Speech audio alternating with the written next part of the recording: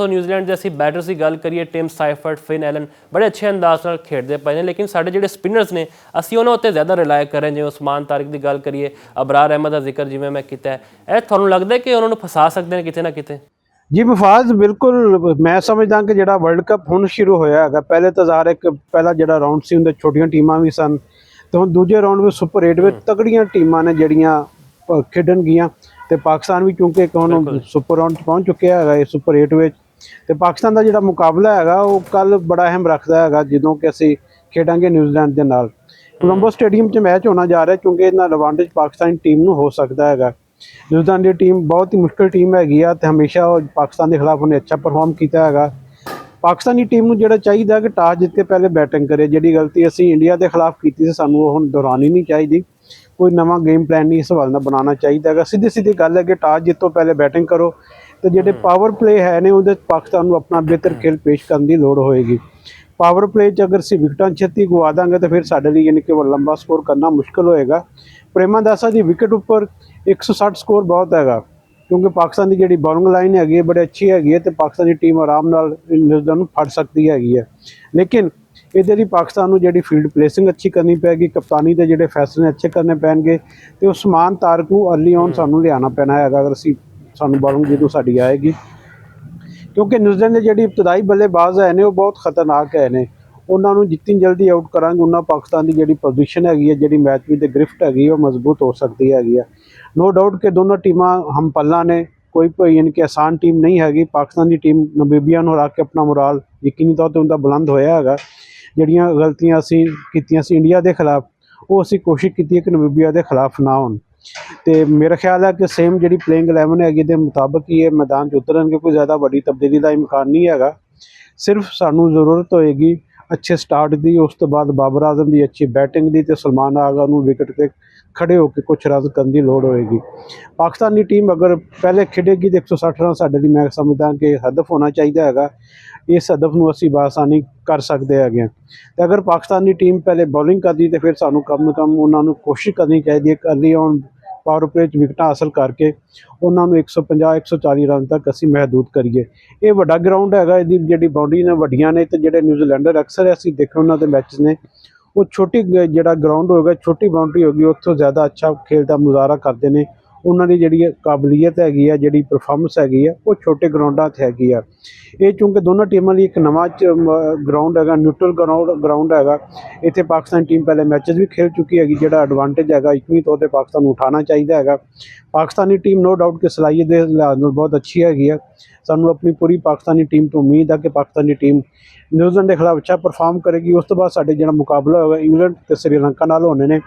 Super 8 round बहुत tough round होंदा है, हर जो मैच है सानू फाइनल समझ के खेलना पेगा, तो फिर ही असीं अगे जा सकते हैं। अच्छा यूसुफ साहब, यह दसो फखर नूं भी खिलाने वास्ते कोई ऑप्शन ज़ेरे गौर है? क्योंकि तुहानूं पता है जदों असीं स्क्वाड विच पाया एक बार भी उन्होंने मौका नहीं दिता। असीं हमेशा कहते सन कि जी वड्डे मैच का वड्डा खिलाड़ी है, लेकिन उन्होंने बेंच ते बा दिता गया। की वजूहात ने? जी मुफाद जी, मैनूं नहीं लगता कि पाकिस्तानी टीम में कोई बहुत वड्डी तब्दीली होने का इम्कान है। जिथों तक गल हैगी आ फखर जमान की, नो डाउट वो बहुत वड्डा पावर हिटर है पाकिस्तानी टीम का, लेकिन क्योंकि जो उनका नंबर है उन्होंने गलत नंबर पर भेजा जा रहा है, इसलिए जी वो अफादियत है उस तो असीं अपना भरपूर फायदा नहीं उठा रहे हैं। वो जो बैटिंग हैगी वो भी मुतासर हुई है। सानू ये ज़हन च रखना चाहिए कि फखर जमान ने हमेशा जो भी रन किए हैं उन्हें बतौर ओपनर किए हैं, तो क्योंकि हुण असीं उहदा नंबर चेंज करता कदे चौथे ते कदे पंजवें, तो इस वजह तो जी परफॉर्मेंस का ग्राफ से नीचे आया है। यही वजह कि प्लेइंग 11 का उन्होंने हिस्सा बनाना ज़रा मुश्किल दिखाई दे रहा है।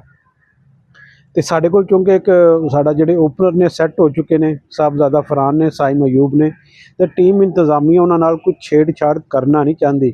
हालांकि असूलन ये बनता कि साहबजादा फरहान के नाल सानू फखर जमान ओपन करवानी चाहिए हैगी आ, तो जिस नंबर पर हुण सलमान मिर्जा खेलते हैं या बाबर आजम खेड रहे हैं, या बाद कदे कदे फखर जमान नूं जो मौका मिलता सी उदों भेजा जाता सी चौथे पंजवें नंबर पर।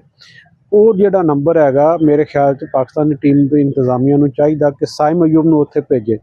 साइम अयूब को असीं ड्रॉप नहीं कर सकते, तो उन्होंने पावर अपना जो ओपनर की पोजीशन तो भी नहीं हटा रहा है, क्योंकि साइम अयूब सानू बहुत ज़्यादा तवक्कुआत ने, सानू ये होप हैगी कि जो पावर प्ले उनका ਸਟੋਕਸ ਨੇ ਉਹ ਸਾਡਾ ਫਾਇਦਾ ਉਠਾ ਸਕਦੇ ਨੇ। ਹਜੇ ਤੱਕ ਤਾਂ ਬਹੁਤ ਵੱਡੀ ਇਨਿੰਗਜ਼ਾਂ ਉਹਨਾਂ ਨੇ ਖੇਡੀਆਂ ਸਾਇਮ ਅਯੂਬ ਨੇ, ਜਿਹੜੀ ਉਹਨਾਂ ਤੋਂ ਬਕਵਾਦ ਕੀਤੀਆਂ ਜਾ ਰਹੀ ਸੀ। ਜਿੰਨੇ ਉਹਨਾਂ ਨੂੰ ਮੌਕੇ ਮਿਲੇ ਨੇ, ਇੰਨੇ ਮੌਕੇ ਕਾਸ਼ ਕਿਸੇ ਹੋਰ ਓਪਨਰ ਨੂੰ ਦਿੱਤੇ ਜਾਂਦੇ, ਫਖਰ ਜ਼ਮਾਨ ਨੂੰ ਬਤੌਰ ਓਪਨਰ ਦਿੱਤੇ ਜਾਂਦੇ, ਜ਼ਿਆਦਾ ਅਸੀਂ ਫਾਇਦਾ ਉਠਾ ਸਕਦੇ ਹੈਗੇ ਸੀ। ਸਾਇਮ ਅਯੂਬ ਦਾ ਕਿਉਂਕਿ ਇੱਕ ਮੇਨ ਹਥਿਆਰ ਹੈਗਾ ਉਹਦੀ ਬੋਲਿੰਗ ਹੈਗੀ ਆ, ਉਸ ਬੋਲਿੰਗ ਦੀ ਵਜ੍ਹਾ ਤੋਂ ਦੁਨੀਆ ਦੇ ਨੰਬਰ 1 ਆਲਰਾਊਂਡਰ ਵੀ ਬਣੇ ਨੇ। ਇਹੀ ਵਜ੍ਹਾ ਹੈ ਕਿ ਫਖਰ ਜ਼ਮਾਨ ਨੂੰ ਬਾਹਰ ਬਿਠਾਇਆ ਜਾ ਰਿਹਾ ਹੈਗਾ।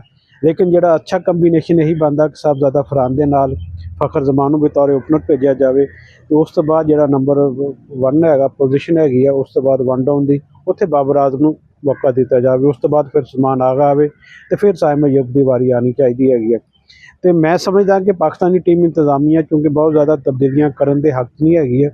ਇਹਨਾਂ ਦੀ ਪੂਰੀ ਕੋਸ਼ਿਸ਼ ਹੋਏਗੀ ਕਿ ਜਿਹੜਾ ਵਿਨਿੰਗ ਕੰਬੀਨੇਸ਼ਨ ਹੈਗਾ ਉਹਦੇ ਨਾਲ ਹੀ ਚੱਲਿਆ ਜਾਵੇ, ਕਿਉਂਕਿ ਮਾਜ਼ੀ 'ਚ ਵੀ ਦੇਖਿਆ ਕਿ ਪਾਕਿਸਤਾਨ ਦੇ ਜਿਹੜੇ ਫੈਸਲੇ ਉਹ ਕਰਦੇ ਨੇ ਜ਼ਾਹਰਾ 2 ਬੰਦੇ ਨੇ, ਇੱਕ ਮਾਈਕ ਹੈਸਨ ਅਤੇ ਦੂਸਰਾ ਕਪਤਾਨ ਸਲਮਾਨ ਅਲੀ ਆਗਾ। ਇਹੀ ਆਪਣੀ ਗੇਮ ਪਲਾਨ ਬਣਾਉਂਦੇ ਨੇ ਅਤੇ ਬਹੁਤ ਮਾਯੂਸੀ ਵੀ ਹੁੰਦੀ ਹੈ ਕਿ ਜਦੋਂ ਇੰਡੀਆ ਦੇ ਖਿਲਾਫ ਇਹਨਾਂ ਨੇ ਗੇਮ ਪਲਾਨ ਬਣਾਇਆ ਸੀ ਅਤੇ ਸਾਡੇ ਕੋਲ ਬੀ ਪਲਾਨ ਕੋਈ ਨਹੀਂ ਸੀ। ਅਸੀਂ ਉਹੀ ਇੱਕ ਜਿਹੜੀ ਫਾਰਮੂਲਾ 'ਤੇ ਲੱਗੇ ਹਾਂ ਕਿ ਉਸਮਾਨ ਤਾਰਕ ਨੂੰ ਅਸੀਂ 10 ਓਵਰਾਂ ਤੋਂ ਬਾਅਦ ਲੈ ਕੇ ਆਉਣਾ ਹੈਗਾ।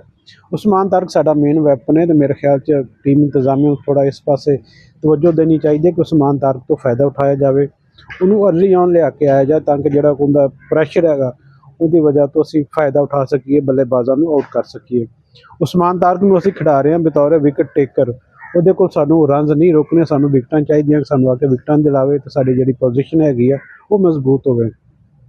ਅਤੇ ਇਹਦੇ ਨਾਲ ਨਾਲ ਪਾਕਿਸਤਾਨੀ ਟੀਮ ਨੂੰ ਜਿੱਤਣ ਲਈ ਇਹ ਜ਼ਰੂਰੀ ਹੋਵੇਗਾ ਕਿ ਅੱਛੀ ਬੋਲਿੰਗ ਅਤੇ ਅੱਛੀ ਫੀਲਡ ਪਲੇਸਿੰਗ ਦੇ ਨਾਲ ਨਾਲ ਸਾਨੂੰ ਫੀਲਡਿੰਗ ਵੀ ਅੱਛੀ ਕਰਨੀ ਪਏਗੀ, ਕਿਉਂਕਿ ਤੁਹਾਨੂੰ ਪਤਾ ਕਿ ਜਿਹੜੇ ਨਿਊਜ਼ੀਲੈਂਡਰ ਫੀਲਡਰ ਨੇ ਇਸ ਵੇਲੇ ਦੁਨੀਆ ਦੇ ਸਭ ਤੋਂ ਅੱਛੇ ਫੀਲਡਰ ਹੈਗੇ ਨੇ।